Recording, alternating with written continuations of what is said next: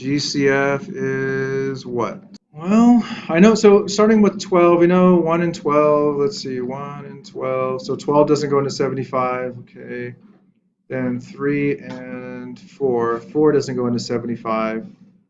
What about, oh, I missed 1, 2 and 6, but that's okay. 6, 3, okay, so take the 3 out. And then when we do that, we have 4x squared minus 25y squared. And then when we factor out that GCF, now see the terms are now perfect squares, right? The 4 and the 25. So 4x squared is the same thing as 2x squared, and 25y squared is the same thing as 5y squared. That's a difference of squares, so we can apply the formula to that.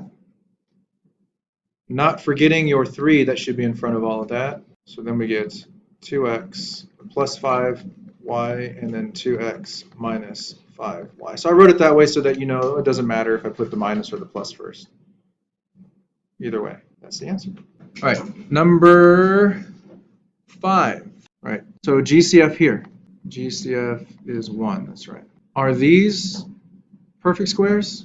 Yeah. How would I write the first term? A squared, yeah. So 1a squared or just a squared, right? So a squared, right? Remember, what is the rule that we are using here? When I have a power to a power, remember that from chapter 2. What do I do with these? Multiply them, that's right. So that's 2 times 2 will give you 8 to the 4th.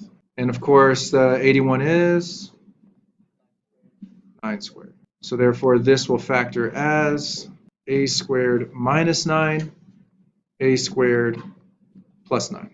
Now here's the note that I want to write off to the side here. Note, there's a special note for this one. And this actually applies to everything that we factored before, and applies to everything that we're going to factor in the future. And that is, if any factor, recall that the factors are the things that are in the parentheses, right? This right here is a factor, and this is a factor. So if any factor has degree greater than 1, check to see if it factors further. Do you remember how to find the degree of a polynomial? So if I give you a polynomial, how do you find its degree? 6.2. We talked about this.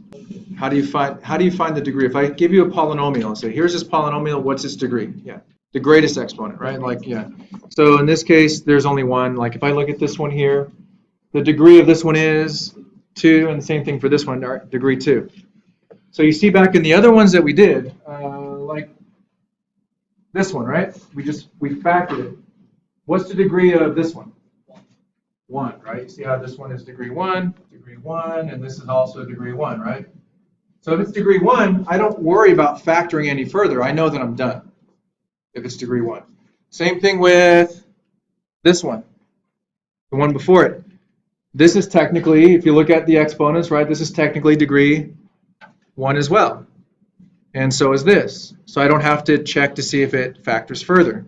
However, the one that we're on right now, well, like we just said, right, this is degree, it's greater than 1, right? Greater than degree 1. So I have to see, can I factor these further? And the answer is yes. Because look at a squared minus 9. This is still a difference of squares. Do you see it? Am I subtracting 2 squares? Perfect squares on that first factor here. Yeah. Because what is a squared? Well, a squared is just a squared, right? And what is 9? Yeah. So that first factor is still a difference of 2 squares. So what that means is for that first factor, I can apply the formula. Is it still up here? Yes, I can apply the formula one more time to that factor. All right, so the a squared minus 9 is going to become 2 binomials. What are the terms? A minus 3, a plus 3. This a squared plus 9 just follows here. A squared plus 9. Now the other note that goes along with this is that, so first note was this thing about how do I know if I should keep going? And then the other note is going to be this, that a sum of squares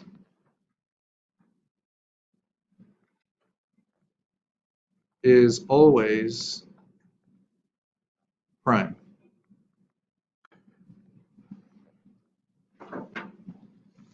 Meaning that if I have a squared plus b squared,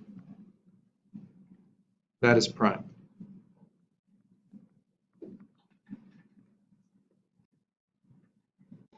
So do you see that the reason why I didn't check this one is this is a sum of two squares, right? This is